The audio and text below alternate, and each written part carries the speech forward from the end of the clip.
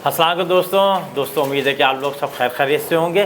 दोस्तों बचपन में तकरीबन हर एक के पीछे कुत्ते लगते हैं और कुत्ते लगते नहीं हैं तो कुत्तों की आवाज़ों से घर वाले डरा रहे होते हैं। तो हम बचपन में ये समझ रहे होते हैं कि हमारा शायद दो चार ही दुश्मन है, जिसमें कुत्ते हैं जो जब हम बाहर निकलते हैं भौंकते हैं, या हमारा जब साइकिल चलाना सीख रहे होते हैं छोटी उम्र के अंदर तो हमारे पीछे जो है ना वो दौड़े लगाते हैं और हम भी दौड़े लगा रहे होते हैं। मगर यकीन करें उस वक्त के जो कुत्ते होते हैं ना वो तो आइडेंटिफाइड होते हैं और वो छोटे स्केल के ऊपर ही होते हैं, महल्ले में अगर कोई दरवाजे पे खड़ा हो जाए तो। लेकिन इस तरह के कुत्ते या मुश्किलात जो ना जो रिस्क की शक्ल में आपकी सारी ज़िंदगी आपके साथ चलती हैं।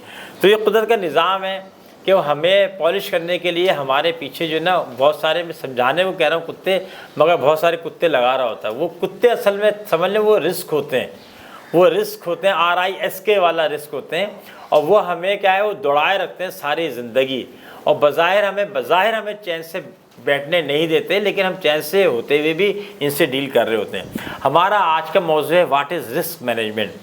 कोई इंसान नहीं है जिसकी ज़िंदगी में ख़तरात ना आते हों, हर वक्त खौफ है। सबसे बड़ा तो खौफ मौत का है और फिर इसी हिसाब से खौफ चलते हैं। सेहत का भी खौफ होता है तो रिस्क का भी खौफ होता है। तो बच्चे जब स्कूल जाते हैं तो माएँ बाप जो है ना वो परेशान होते हैं कि पत्नी वापस नहीं आया अभी तक, इतनी देर कैसे हो गई। तो ये हर वक्त रिस्क हमारे साथ चलते रहते हैं। अब हम बात करेंगे लेकिन कारोबार की। कारोबार में रिस्क क्या है? Potential threat to any organisation और business in their daily operation life. सही है, तो ये रिस्क हो गए।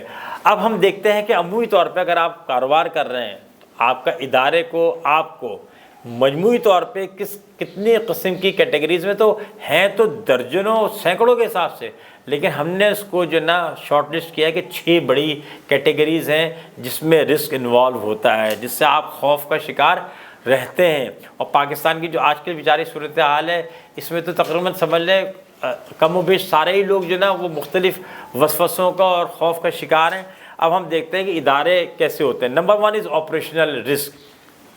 आपकी फैक्ट्री चल रही है, आपका कारोबार चल रहा है, इसमें ऑपरेशनल रिस्क है हर वक्त। अगर आपकी फैक्ट्री है तो कोई भी मशीन किस वक्त भी शट डाउन कर जाएगी, मशीन बंद हो गई तो प्रोडक्शन बंद हो गई, तो ऑर्डर का जो वादा किया था जिसकी पेमेंट ले रखी थी 2 दिन बाद वो कैसे देंगे। एक्सीडेंट्स हो जाते हैं, हादसा हो जाते हैं, सामान आ रहा है, गाड़ी को हादसा हो गया, यहाँ से कैशियर जा रहा था डकैती हो गई उसके साथ। सही है, इस तरह के वाक़ हो जाते हैं। और क्या होता है, रॉ मटेरियल शॉर्ट हो गया, आपकी दुकान तो खुली हुई, शोरूम तो है लेकिन माल ही नहीं है बेचने के लिए। और अभी थोड़े अरसे पहले हमारे मुल्क में हुआ जो ज़र माल कम हुए तो शॉर्टेज हो गई सर। ये हैं सारे के सारे ऑपरेशनल रिस्क। ये हर इदारे में रहते हैं, चाहे वो मिठाई की दुकान हो, चाहे मोबाइल की कंपनी हो, चाहे वो जहाज़ों की कंपनी हो, तो ये हमेशा रहते हैं। दूसरा है इकनॉमिकल और फाइनेंशियल रिस्क। ये हम सिर्फ 6 बात कर रहे हैं बड़े वाले। अब आप ये देख रहे हैं इस वक्त सूरत हाल, इस मौजू को तो आज की सूरत हाल में हम ज़्यादा अच्छा समझ सकते हैं। सर नंबर 1, हुकूमत की फिस्कल पॉलिसी ना चेंज हो गई, मॉनेटरी पॉलिसी चेंज हो गई, इंटरेस्ट रेट बदल गया। आपने जो ऑर्डर लिया था वो किसी और था, अब आपकी लागत या तो बढ़ गई या कम हो गई, या फॉरेन एक्सचेंज शॉर्ट हो गए तो पता चला जी कि वो LC नहीं खुल रही है। तो इस सारे के सारे दूसरे नंबर पे आते हैं।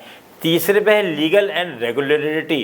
हुकूमत ने कानून साजी कर दिया, आपने वह आप हुकूमत ने कहा जी 8 बजे आपने अपने शोरूम जो है ना बंद कर देने, कानून साजी हो गई ना। हुकूमत ने कहा जी इस चीज़ को इंपोर्ट पे पाबंदी लग गई है, जब इंपोर्ट पे अगर फर्स्ट करें कंप्रेसर पे पाबंदी लग जाएगी तो फ्रिज बनेगा कैसे, अगर इंजन में पाबंदी लग जाएगी तो मोटरसाइकिल का ढांचा चला के कैसे चलाएंगे आप। तो ये इस तरह की चीज़ें होती हैं जो हम रेगुलेटरी बॉडीज़ जो है कर रहे होते हैं। तो इनको ज़रा देख लीजिए। लेबर लॉज में भी तब्दीली आ जाती है बाज़ दफ़ा, वो कहते हैं जी आप मज़दूर की तनख्वाह कम से कम 35,000 कर दें। अब हुकूमत ने तो 35,000 कर दी, ऐलान कर दिया, अब 35,000 देंगे तो पहले ही बिजली गैस पेट्रोल की कीमतें इतनी है कि तो आपकी क्या होगी, आपकी प्रोडक्शन कॉस्ट बढ़ जाएगी, लिहाजा आपके साथ हर वक्त रिस्क ही रिस्क है। चौथा है आपका साइबर रिस्क। साइबर रिस्क भी बड़ा इंपॉर्टेंट हो गया कि अब हम सब कनेक्टेड हैं साइबर के थ्रू। कभी जो ना वो समंदर में केबल में फॉल्ट हो जाता है, कभी जो है वो हैकिंग हो जाती है, तो आप हर वक्त खौफ में रहते हैं। ईमेल्स आप करते हैं तो भी नहीं मिल रही होती हैं। तो ये हो गया। अगला है उससे स्ट्रेटेजिकल जो ना रिस्क। ये वो चीज़ें, आप किसी नई मार्केट में एक्सप्लोर करना चाहते हैं, आप कहते हो जी हमारी ये प्रोडक्ट जो है ये लैपटॉप यहाँ तो बिक गया है, अब हम चाहते हैं गिलगित बिल्तिस्तान में भी सेल हो। अब वहाँ पे अपना रिस्क है कि वहाँ के लोगों का क्या बिहेवियर है, क्या इनकी हैबिट्स हैं, पर ठीक है वो ये काम करेंगे नहीं करेंगे, कौन से ब्रांड पसंद करेंगे। इसी तरीके से स्ट्रेटेजिकल में है कि नई प्रोडक्ट्स डालने होते हैं, नई मार्केट्स हैं, नए प्रोडक्ट्स हैं, आपको कितना शेयर हासिल करना है, आपको कितनी सेल करनी है, और आपका कंपटीटर क्या कह रहा है, वो और लीडर कौन है, उसकी स्ट्रेटजीज क्या हैं, ये सारी की सारी स्ट्रेटेजिकल में आती हैं। और छठा और आखिरी है रेपुटेशनल। ये सोशल मीडिया का ज़माना आ गया। अभी किसी को ख़राब करने के लिए उसका ख़राब होना ज़रूरी नहीं है, उसको ख़राब करने के लिए आपके पास एक अदद मोबाइल का होना ज़रूरी है। सही है ना, आप मोबाइल पे लिख के ठक करके कुछ भी कहते हैं। अभी देखें छोटे दिनों की बात है, पिछले इतवार को मोहतरम जनाब डॉक्टर अदीब रिजवी साहब के बिहाफ पे एक बहुत बड़ा इश्तहार छपा है, जिसमें उन्होंने कहा है कि डॉक्टर अदीब रिजवी साहब ने कोई इस तरह का बयान नहीं दिया कि फ़ला टैबलेट खाने से जो है ना वो शुगर जिसे कहते हैं डायबिटिक्स, वो ख़त्म हो जाएगी। वरना सोशल मीडिया पे कोई पिछले 15 दिन से आ रहा था कि फ़ला टैबलेट अगर खा लेंगे तो एक दिन एक दफ़ा खाएंगे तो एक हफ्ते खा लेंगे, जो भी था दोनों ऑप्शन चल रहे थे, तो आपकी डायबिटीज़ ख़त्म हो जाएगी। तो जिसने जो चाहे वो कर रहा है, ऐसे मौके पे आपको ये हर वक्त रिस्क है कि आपके ख़िलाफ़ कोई मुहिम चला दे, कहते जी आपकी प्रोडक्ट के अंदर चर्बी जो है वो सूअर की है, या आप शराब के कतरे मिलाते हैं, या आप फला काम करते हैं, दो तस्वीरें तो जोड़नी है। तो ये बहुत बड़ा सबसे बड़ा रिस्क जो है ना वो आजकल जो है पहुँचा हुआ है रेपुटेशन का, कि आपके मुखालिफ जो है वो आपको मुकाबला आपका मार्केट में नहीं करते, बल्कि मुकाबला करते हैं अखलाक़ी वाले केस के अंदर बद अखलाक़ी के ज़रिए। तो ये हमारी 6 थी कैटेगरीज बड़ी हैं। अब क्या है, अब हमारा अगला मौजू इसी के साथ है रिस्क टॉलरेंस।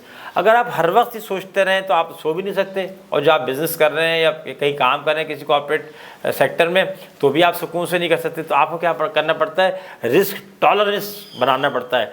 जैसे हम कहते हैं ना, बुखार जब होगा जब 98 पॉइंट डैश डैश के ऊपर टेम्परेचर होगा, वरना 98 पे तो आप जो ना सिक नहीं है, you are not ill.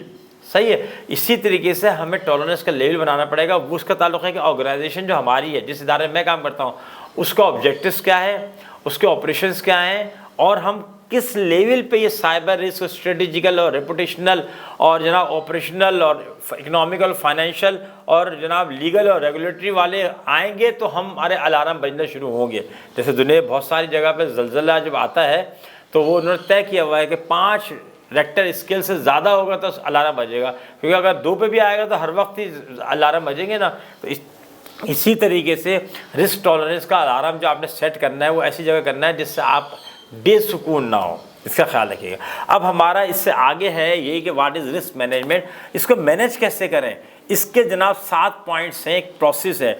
Number 1 तो ये है कि आप आइडेंटिफाइड पोटेंशियल लिस्ट, आप ये देखें कि ये 7 नहीं, ये जो सैकड़ों की तादाद में है, इनमें से कौन कौन सा ऐसा है जो आपके लिए थ्रेट बन रहा है। क्योंकि हमने पढ़ा था कि basically potential threat to any organization. तो ये थ्रेट खाली यही नहीं है कि अगर एक मक्खी उड़ती हुई आ रही है तो ये कोई मुझे खा जाएगी। बात तो ये है कि जब कोई मगरमच्छ आ रहा हो तो मैं परेशान हूँ ना। तो पहला तो ये कि आइडेंटिफाइड पोटेंशियल लिस्ट, कि आप ये देखें कि आपके पास कौन से ऐसे हैं जो आपको थ्रेट दे रहे हैं। फिर क्या करें आप, उसको क्या करें, उसकी असेसमेंट करें कि रिस्क लेवल क्या है उनका। रिस्क जैसे मैंने कहा ना कि आप तय कर लें कि भाई ये 5% पे जाके जो है ना वो ज़लज़ले का अलार्म बजना है। वो करने के बाद फिर आपके पास भी आपके पास 3-4 आएंगे। फिर आपने प्रायोरिटाइज़ करना है कि पहले किसके साथ डील करना है। जब आपके पास बचपन में भी जब 6 कुत्ते आप पे भौंकते थे तो आपने देखना होता था कि पहले किसको भगाना है। जो कमज़ोर कुत्ता है उसको पत्थर मारते थे तो वो भागता था, तो उसके साथ 2 और भागते थे, लेकिन फिर भी जो थे ना वो 3 खड़े रहते थे, तो फिर आप एक को मारते थे तो उसके साथ मज़ीद 2 भागते थे। आपने देखना है प्रायोरिटाइज किससे करना है। फिर है डेवलप स्ट्रेटजी, आपका फिर क्या है, चौथा पॉइंट है आप स्ट्रेटजी बनाएं कि किससे कौन से तरीके से डील करना है, किससे कौन से तरीके से डील करना है। जैसा अदीब रिजवी साहब ने स्ट्रेटजी बनाई और उसके बाद उन्होंने उसका अखबार में इश्तहार दिया ना, उन्होंने खुद फेसबुक के अकाउंट से वो मुहिम नहीं चलाई उनके खिलाफ जो उनके लिए मुहिम चला रहे थे। उसके बाद आगे इम्प्लीमेंट करें स्ट्रेटजी को, फिर है मोनेटाइज करें। जब देखें कि हाँ वो एक लेवल से कम आ गया है, अब वो थ्रेट नहीं है, रिस्क ज़रूर है मगर थ्रेट नहीं है, तो फिर आप लोगों को कम्युनिकेट कर दें ताकि आपके जो दूसरे स्टेक होल्डर्स हैं, डिफरेंट स्टेक होल्डर्स हैं, वो कंफर्ट जोन में आ जाएं और कहें कि ओहो अच्छा वो जो हमारे प्रॉब्लम था, अल्लाह का शुक्र है सॉल्व हो गया।